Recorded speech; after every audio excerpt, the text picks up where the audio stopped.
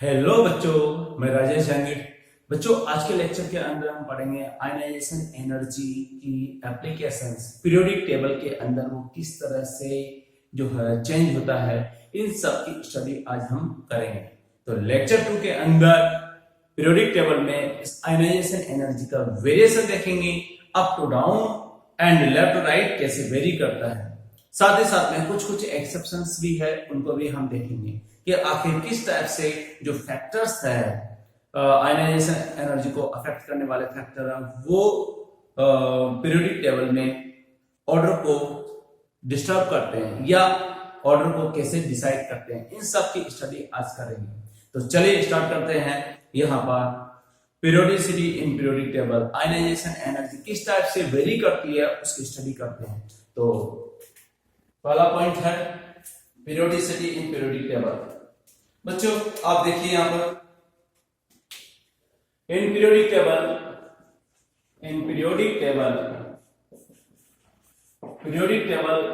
में left to right ionisation energy increases. क्यों होता है या आयनाइजेशन एनर्जी क्यों बढ़ेगी? क्योंकि आपको मैंने बताया था कि लेफ्ट राइट जाने पर नंबर ऑफ शेल तो कांस्टेंट रहते हैं, लेकिन एक चीज है वो बढ़ती है कंटिन्यूअसली, वो है जेड इफेक्टिव। और आपने देखा कि जब जेड इफेक्टिव की वैल्यू बढ़ती है तो ऐसी सिचुएशन के अंदर हम कह सकते हैं कि फोर्स ऑफ अट्रैक्शन बढ़ेगा तो इलेक्ट्रॉन को रिमूव करने के लिए एनर्जी ज्यादा देनी पड़ेगी। इसका मतलब मैं ऐसा कर सकता हूं कि यहाँ पर इलेक्ट्रॉन आसानी से क्या रिमूव किया जा सकता? बिल्कुल नहीं, ठीक है। तो जब ऐसे केस में ज्यादा एनर्जी देनी पड़ेगी राइट साइड वाले एलिमेंट को लेफ्ट साइड वाले एलिमेंट के कंपैरिजन में। यानी लेफ्ट साइड में जितने भी एलिमेंट हो वो मेटल है क्योंकि उनकी आयनाइजेशन एनर्जी कम होती है, और राइट हैंड साइड के अंदर नॉन मेटल है, उनकी आयनाइजेशन एनर्जी ज्यादा है। तो ये वाला केस है। सेकंड पॉइंट की बात करूंगा, up to down in a period ionisation energy की जो वैल्यू होगी वो क्या होगी बच्चों? डिक्रीज होगी।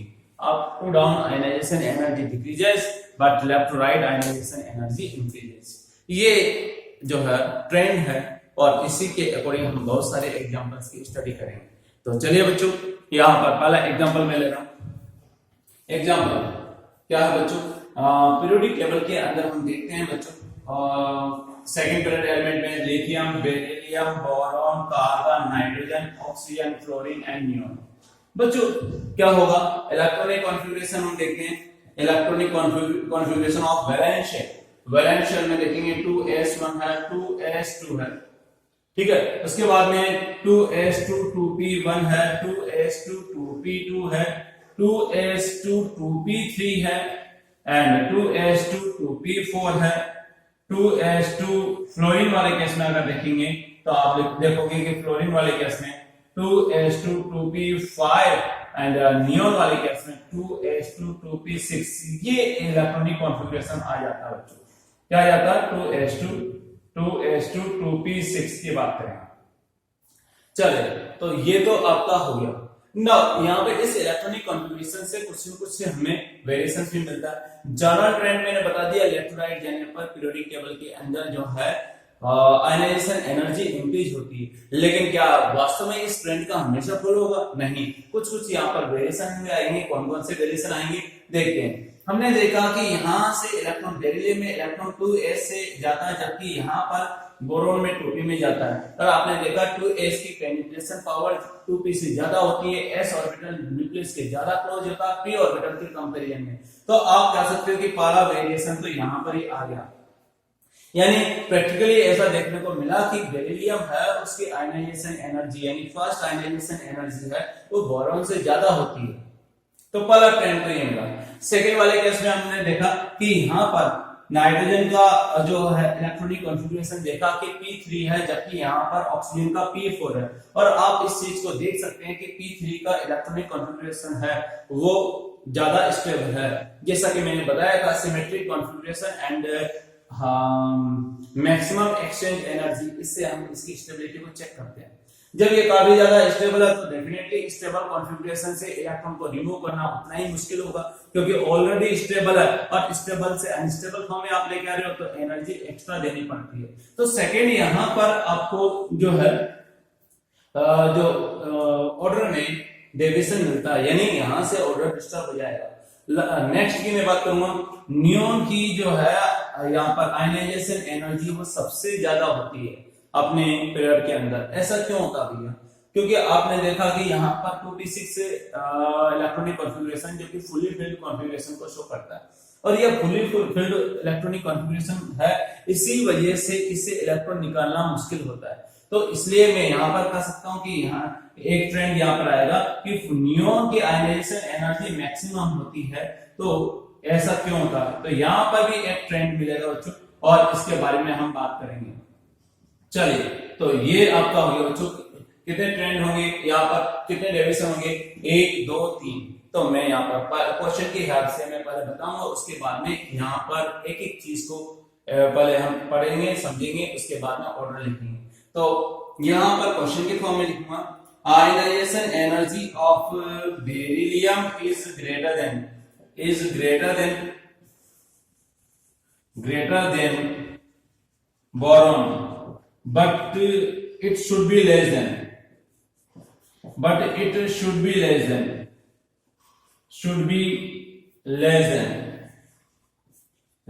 than why? ऐसा क्यों होता है? तो बच्चों इसका आंसर क्या होना चाहिए? अगर मैं एक लाइन में इसका आंसर दूंगा तो कहूंगा कि more penetration power of 2s electron than 2p। पहला ये तो आंसर हो गया। ये तो नीट के अंदर या जेईई मेंस के अंदर हमें आंसर देना है, ठीक है। तो लेकिन मैं यहाँ पर वर्ड में कैसे लिख सकता हूं? यहां पर देखिए, it is clear from electronic configuration of beryllium. यहां पर क्या होगा बच्चों? 1s2 2s2 होता है, एंड बोरोन का क्या होगा? 1s2 2s2 2p1। the electron is removed from 2s orbital in beryllium, and from 2p orbital in boron. The penetration power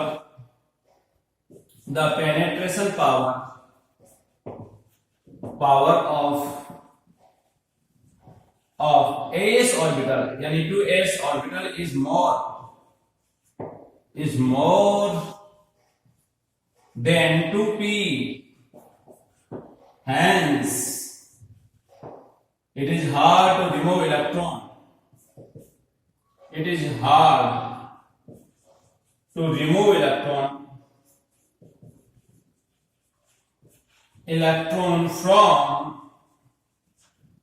From 2s.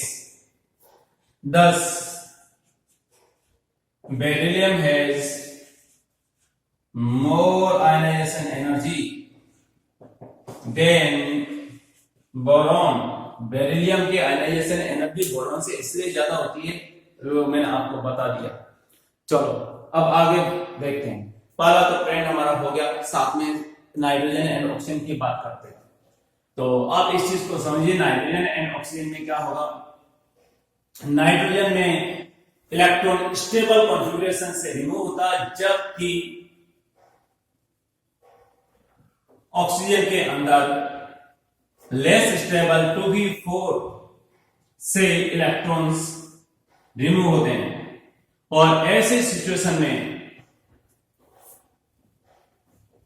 Stable configuration से इलेक्ट्रॉन निकालना मुश्किल होता है, उसके लिए ज्यादा एनर्जी देनी पड़ेगी, और इसीलिए नाइट्रोजन का की आयनाइजेशन एनर्जी है वो ज्यादा हो जाती है ऑक्सीजन के कंपैरिजन में।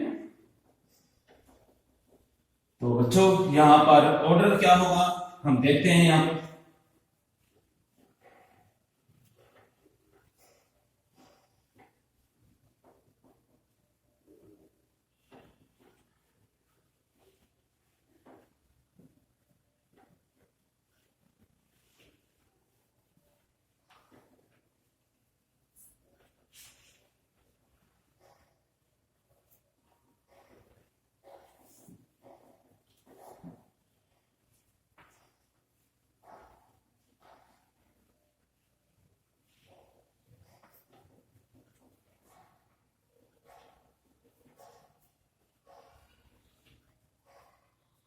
चलिए बच्चों यहां पर हम लेते हैं, एक मिनट बस।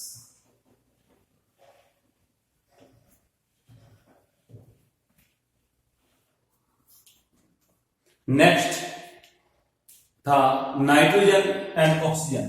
तो मैं लिखूंगा, क्वेश्चन के फॉर्म में लिखूंगा, द आयनाइजेशन एनर्जी ऑफ, यानी ionisation energy first of nitrogen is greater than oxygen. Why? Question ये है।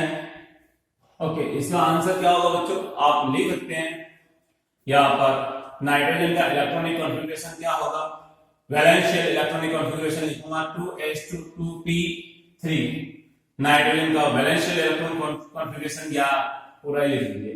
और ऑक्सीजन का आप देखोगे तो क्या होगा बच्चों? Helium 2s2 2p4। 2p3 ज्यादा स्टेबल होगा 2p4 के कंपैरिजन में, और जब यह ज्यादा स्टेबल है तो इससे इलेक्ट्रॉन निकालना मुश्किल है। तो मैं लिखूंगा यहां पर, देखिए it is hard to remove electron from stable configuration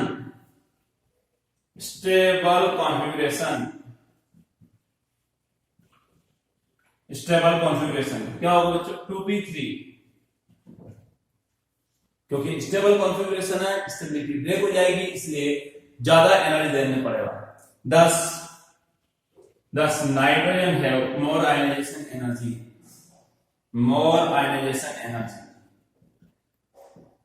Next question है, ionization energy first of neon is maximum in its period।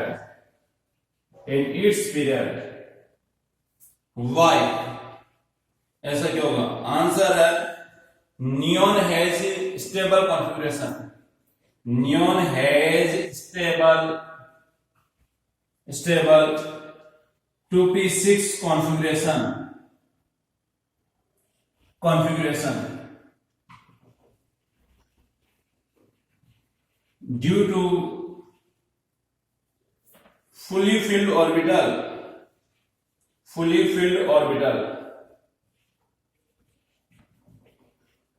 Hence it has maximum ionization energy। ये आपका आंसर होगा। नाउ आप ऑर्डर चेक कर सकते हैं, order में क्या होगा? बेरिलियम का बोरॉन से ज्यादा होगा, नाइट्रोजन का ऑक्सीजन से ज्यादा होगा, एंड नियॉन का सबसे ज्यादा ही होगा। तो ionisation energy order in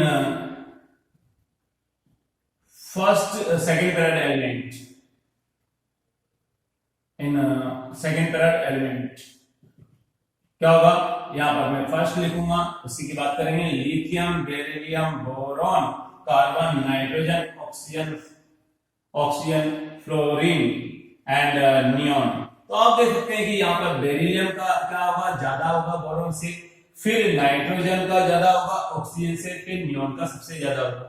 order की अगर बात करें और ऐसे भी लिख सकते हैं, नियॉन का तो सबसे ज्यादा है सी, बेरिलियम का एक स्टेप आगे बढ़ जाएगा, बोरॉन से ज्यादा हो जाएगा। तो लिथियम आएगा, फिर बोरॉन आएगा, फिर बेरिलियम आएगा, फिर उसके बाद में कार्बन, यानी बेरिलियम का ज्यादा हो गया बोरॉन से, इसलिए हमने ऐसा लिखा। फिर कार्बन, फिर क्या होगा? नाइट्रोजन, फिर क्या होगा बच्चों? नाइट्रोजन का ज्यादा हो जाएगा, इसका भी ज्यादा हो जाएगा, किससे? ऑक्सीजन से। तो ये नाइट्रोजन ऑक्सीजन के बाद में आएगा, उसके बाद में फ्लोरीन, उसके बाद में नियॉन। नियॉन का मैक्सिमम होगा, ये वाला हमें ऑर्डर मिलता है। क्या यही ऑर्डर हमें अदर पीरियड में मिलता है? यस, हर पीरियड के अंदर भी यही ऑर्डर मिलेगा। तो मैं एग्जांपल में लूंगा again sodium, magnesium, aluminium, silicon, phosphorus, sulphur, chlorine and आपका हो जाएगा ऑर्गन। इसमें आयनाइजेशन एनर्जी का ऑर्डर कैलकुलेट करना है। क्या होगा बच्चों? आयनाइजेशन एनर्जी फर्स्ट ऑर्डर, यानी फर्स्ट इलेक्ट्रॉन निकालने के लिए हमें ऑर्डर फाइंड आउट करना है। इलेक्ट्रॉनिक कॉन्फ़िगरेशन हमने देखा बच्चों क्या होगा, इलेक्ट्रॉनिक कॉन्फ़िगरेशन EC, इसका होगा 3s1। वैलेंस शेल की मैं बात करूंगा 3s1 3s2, इसका होगा 3s2 3p1 3s2 3p2 3s2 3p3 3s2 3p4 3s2 3p5 और 3s2 3p6 हो गया। अगर आप देखते हो तो यहां पर अगेन मैग्नीशियम से इलेक्ट्रॉन 3a से जा रहा है, जबकि एल्यूमिनियम में 3p से जाएगा। तो आप देख सकते हो again due to penetration power, due to more penetration power of 3s orbital, ऐसा होता है। आप देखोगे फास्फोरस का p3 कॉन्फ़िगरेशन है, सल्फर का है p4 कॉन्फ़िगरेशन। तो यहां पर आप देख सकते हैं कि फास्फोरस का ज्यादा हो जाएगा क्योंकि हाफ फील्ड ज्यादा स्टेबल होता है, एंड अगेन आर्गन का तो मैक्सिमम होगा इसी। तो मैं यहां पर छोटे छोटे पॉइंट लिख देता हूं जो कि आपके लिए हेल्पफुल रहेंगे। पहला तो क्या पॉइंट है बच्चों कि नियो यहां पर आर्गन का सबसे ज्यादा होगा, क्यों होगा, स्टेबल कॉन्फ़िगरेशन की वजह से, फुली फिल्ड स्टेबल कॉन्फ़िगरेशन की वजह से। सेकंड वाले केस में नाइट्रोजन का की आयनाइजेशन एनर्जी है वो, या देखो फास्फोरस की आयनाइजेशन एनर्जी है वो सल्फर से ज्यादा होती है। क्यों होती है ज्यादा बच्चों, उसका रीजन आपको पता चल गया कि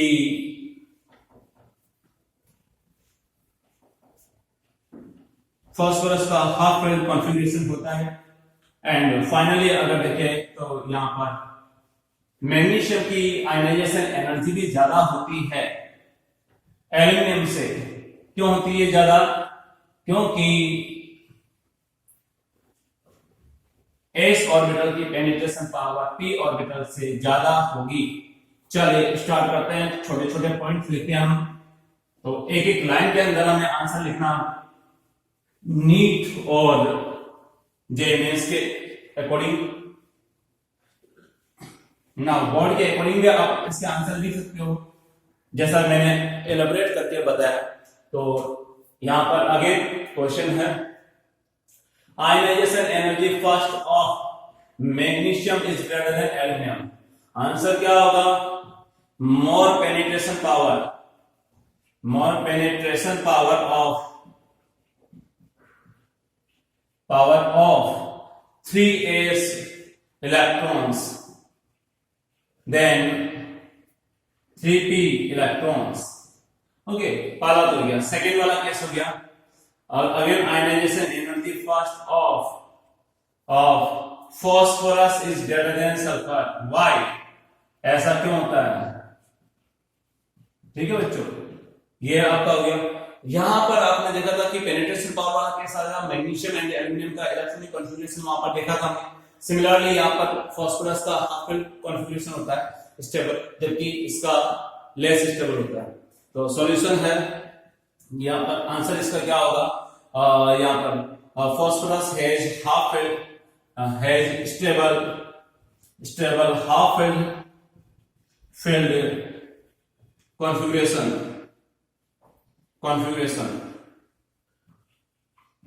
ठीक है, ये आपका रीजन हो जाएगा। Now thus ionization energy increases because of stability of half filled orbital, उससे इलेक्ट्रॉन निकालना मुश्किल हो जाएगा। एंड नेक्स्ट है question, ionization energy first of organ is maximum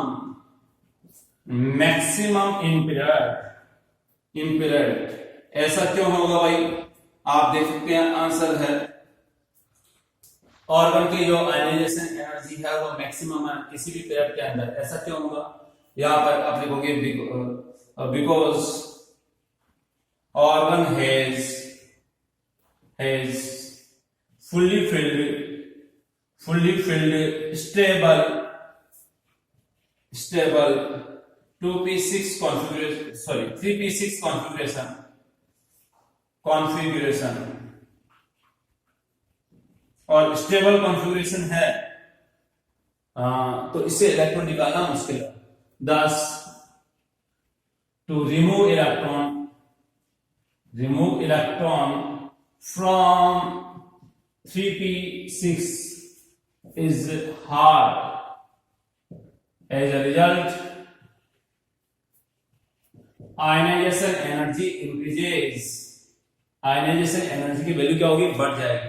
now ionisation energy का ऑर्डर क्या होगा, ऑर्डर मैं ऐसा कर सकता हूं आयनाइजेशन एनर्जी ऑर्डर, ये वैल्यू होगी बच्चों.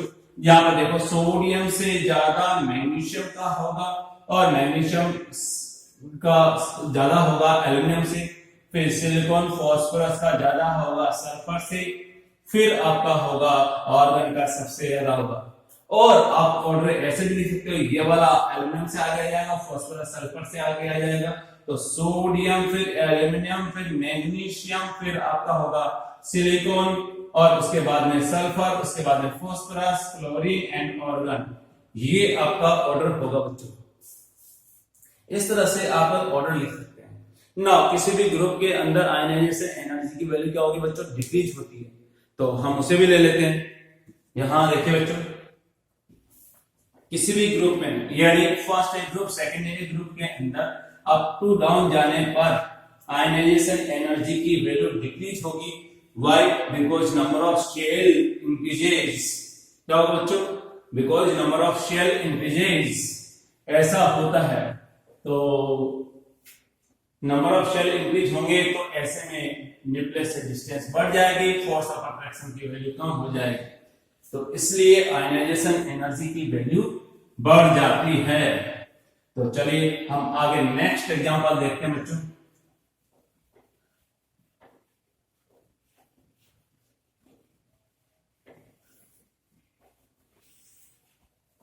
देखिए क्या होगा, मैं लिखूंगा next example. Lithium, sodium, potassium, rubidium, caesium and francium इधर से इधर जाने पर साइज की वैल्यू इंक्रीज होगी. कैसे इंक्रीज होगी, नंबर ऑफ शेल इंक्रीज करेंगे. अब जब नंबर ऑफ शेल इंक्रीज करेंगे तो फोर्स ऑफ अट्रैक्शन की वैल्यू डिक्रीज हो जाएगी, और अगर ये डिक्रीज होगी तो ionisation energy decreases. Ionisation energy की वैल्यू डिक्रीज होगी. सिमिलरली अगर बात करें तो ऐसे में क्या होगा, बेरिलियम बेटा मांगे कार स्कूटर बाप राजी. आप देख सकते हैं बच्चों यहां पर again number of shell increase होंगे, और ऐसे में क्या होगी, साइज इंक्रीज होगी. तो ऐसे में फोर्स ऑफ अट्रैक्शन डिक्रीज होगा और आयनाइजेशन एनर्जी की वैल्यू भी डिक्रीज हो जाएगी. एक और एग्जांपल हम लेते हैं. कौन सा एग्जांपल है बच्चों, अगेन बैंगन आलू गाजर इन थैला.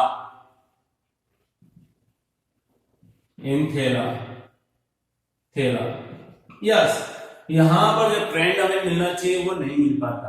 मतलब ऊपर से नीचे जाने पर डिक्रीज होना चाहिए लेकिन नहीं मिल पाता. ऐसा क्यों होता है, आप लोगों ने पिछले लेक्चर के अंदर देखा था या उससे पहले वाले लेक्चर में देखा था कि यहां पर ये 49 और ये 81 आपने देखा. इन दोनों में क्या होगा, यहां पर ट्रांजिशन कॉन्ट्रैक्शन की वजह से या 3d इलेक्ट्रॉन के पुअर शेडिंग की वजह से जो आयनाइजेशन एनर्जी गैलियम की ज्यादा हो जाएगी. आपने देखा था साइज कॉन्ट्रैक्ट हो गया था, तो उसी तरह से क्या होगा, साइज कॉन्ट्रैक्ट होगा तो न्यूक्लियस के पास में ज्यादा आएंगे इलेक्ट्रॉन, ज्यादा पास में आएंगे तो उससे इलेक्ट्रॉन निकालना मुश्किल है. तो इसलिए गैलियम की आयनाइजेशन एनर्जी की वैल्यू एल्युमिनियम से ज्यादा हो जाती है. सिमिलर वे में हम देखते हैं कि यहाँ पर थैलियम से पहले लैंथेनॉइड सीरीज आ जाती है जिसका पुअर शेडिंग इफेक्ट होगा. यानी मैं कह सकता हूं 4f इलेक्ट्रॉन की पुअर शेडिंग इफेक्ट होने की वजह से यहाँ पर फोर्स ऑफ अट्रैक्शन बढ़ जाएगा थैलियम के लिए, और इसलिए आयनाइजेशन एनर्जी की वैल्यू बढ़ जाएगी.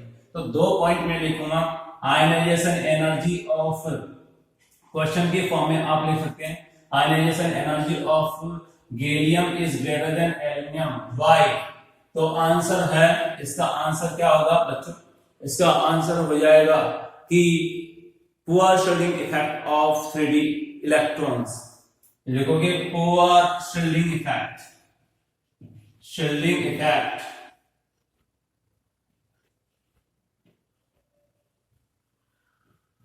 effect of 3D electrons, ये इसका आंसर होगा। इससे क्या होगा बच्चों, एक लाइन के अंदर आंसर यही है, इसी टाइप के से क्वेश्चन भी आते हैं और हमें आंसर ये देना होगा। इससे क्या होगा, जेड इफेक्ट की वैल्यू बढ़ जाएगी, फोर्स ऑफ अट्रैक्शन बढ़ेगा, आयनाइजेशन एनर्जी इंक्रीज होगी, ये आपको पता है। ठीक है, next question, ionisation energy of thallium is greater than indium, why? तो आप आंसर क्या होगा, आप लिख सकते हैं यहां पर कि इस वाले केस में आप लिख सकते हैं कि 4f इलेक्ट्रॉन की पुअर शील्डिंग इफेक्ट की वजह से यहां पर जेड इफेक्टिव की वैल्यू बढ़ जाती है, जेड इफेक्टिव बढ़ेगा तो फोर्स ऑफ अट्रैक्शन बढ़ेगा, फोर्स ऑफ अट्रैक्शन बढ़ेगा तो आयनाइजेशन एनर्जी इंक्रीज होगी। तो मैं लिखूंगा due to poor shielding effect, poor shielding effect of 4f electrons, और 4f इलेक्ट्रॉन्स की पुअर शील्डिंग इफेक्ट होने की वजह से क्या होगा, आप देख सकते हैं कि यहाँ पर थेलियम की आयनाइजेशन एनर्जी इंडियम से ज्यादा हो जाती है। यहाँ पर मैं कहूंगा एज ए रिजल्ट क्या होगा बच्चों, फोर्स ऑफ अट्रैक्शन इंक्रीज होगा, और ये इंक्रीज होगा तो आयनाइजेशन एनर्जी की वैल्यू इंक्रीज हो जाएगी। तो order of ionisation energy, order of ionisation energy क्या होगा, आप देख सकते हैं बोरॉन का सबसे ज्यादा होगा, फिर एल्यूमिनियम का कम होगा, गैलियम से, फिर इंडियम का कम होगा गैलियम से, लेकिन थेलियम का एकदम से बढ़ जाता है। अगर मैं और भी ऑर्डर की बात करूंगा तो आप ऐसे देख सकते हैं बोरॉन के जस्ट बाद में थेलियम आता है, फिर गैलियम आता है, फिर एल्यूमिनियम, फिर इंडियम, ये आपका ऑर्डर होता है। नाउ रिमेनिंग जो ऑर्डर है वो हम नेक्स्ट लेक्चर में करेंगे। Thank you.